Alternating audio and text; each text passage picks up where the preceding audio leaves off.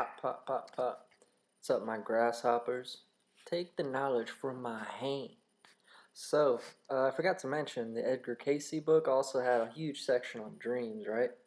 And bam, guess what happened? It said exactly what I said a video prior that, dreams are proof of the divine. Edgar Cayce said dreams are the most ample evidence for proof of the soul. It's just like, oh God, it makes me think that I'm picking up on these thoughts. Nothing is original to an extent, and yet, Nietzsche was the first to say, what doesn't kill you makes you stronger. I know that idea is probably universal, but to put it in such a summarization is really the point of genius, to summarize it all. Pascal once said, when he wrote a letter to his friend, he was like, sorry this letter's so long, I didn't have time to shorten it. But anyway, synchronicity. And actually, speaking of synchronicity, last night my friend said, watch this cartoon. And it was like Ren and Stimpy. And he had like insomnia. So he did like drugs or something. It was a weird episode, but it was cool. But anyway, that same friend started humming this song, Where'd You Go? Pretty catchy song. I don't like Linkin Park. That's for 10-year-olds. But the Where'd You Go song is really nice. And what's very interesting is that my friend in college, Justin, introduced me to both Where'd You Go and that Ren and Stimpy episode specifically. And this girl just mentions two of those within like the same 2-minute gap, okay? Very strange. Let's move it on. Volars rhymes with stars. Okay, moving on. Swedenborg, sometimes when he would just be in that state, um, or county or country, I'm just joking, he would forget to breathe. He wouldn't need to breathe. And what's interesting is that when I find myself just so overwhelmed by knowledge, I just feel still while I'm watching it too, and then I'm like, oh, I kind of forgot to breathe right there. Like, it's not that you stop breathing, it's just so much slower because your mind, I don't know.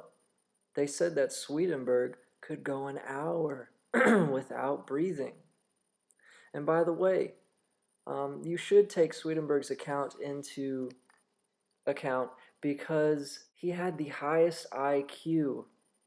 I'm serious. Not only knew the spirit world, he knew the sciences way before that. He is not to be dismissed. The Guinness Book of World Records put him in the top 5 geniuses. Okay, excuse me. That's a burrito coming up. Not to be overlooked, people. Uh, One of my original ideas is that, Jesus, of course, said he was the morning and the evening star, and of course that's, Venus. But what's strange, that's not my original idea, I'm going to get to it. What's strange is that for the Spaniard, the calendar was the birth of Christ, okay? And the Mayan calendar, beginning in 3114 BCE, is the birth of Venus. And if Hancock and I are right, and Jesus was Quetzalcoatl, and Quetzalcoatl is the Venus archetype anyway, um, could perhaps the Spaniards' calendar be from the birth of Jesus actually be the real Quetzalcoatl? I mean, I know Jesus wasn't born 3000 BC, but that same archetype is prevalent. Okay, Jesus is Venus, and Quetzalcoatl was Venus. And of course, Nietzsche is the sign of Libra, ruled by Venus. Okay, I don't find this strange. I find it perfect. And by the way, Nietzsche, of course, is known for his fat walrus mustache, all right? And hey, guess what Quetzalcoatl is known for? A huge beard. Because, Mesoamerica can't grow beards, all right? It was specifically a Caucasian descent who was giving them this knowledge. Why? Jesus probably had a fat beard too. What is this? I don't know, who knows? By the way, YouTube's homepage, you're a piece of shit. You're really annoying. I have no reason to go to my homepage now. Oh yeah, all I have to do is just look at my subscribe. That's the only thing. When you press that YouTube thing on, I have no reason to. You got rid of the insights. You got rid of friend invites. Why should I have to go there just to see all the subscriptions? And it's not even laid out in a way that matters. You're getting silly. So the Nephilim. How are you going to live on a planet X that only circles the sun every 3,600 years? It seems like it would get a little cold, okay? I mean, yeah, the giants are supposed to be big and can take it, build underground tunnels or something. It doesn't make sense. I don't believe in Nibiru. I do believe in Sumerian ideas, but I don't believe there's giants living on Nibiru that can survive way the fuck out here. It's a little cold, okay? You know when you do that finger trick and then you see the finger in the center? It's the exact same thing when you're searching for your third eye. I saw a great video a while back, you know, how to do astral projection, and the guy, he was saying it's really like a magic eye. If you look for your third eye, it's not going to be like right here when your eyes are closed. It's literally going to feel like it's about 4 feet in front of you. Okay, the energy is there. And in the same philosophy, when you do that, and you could see your finger overlapping, and then it creates a space in between. That space in between is your finger plus the background.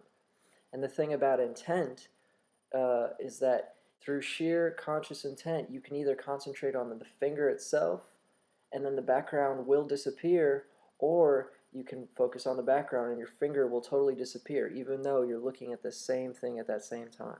Do you know what I mean? There's a veil behind this.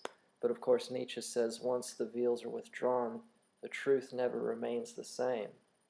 And one of my friends said that, you know, since you're into the psychedelics and you really understand Nietzsche, perhaps you're here to interpret the psychedelic realm in the way in which Nietzsche would have.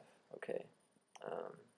But yeah, I believe Nietzsche was a natural psychonaut anyway. He said he would see butterflies and an array of flowers, but, you know, peace out.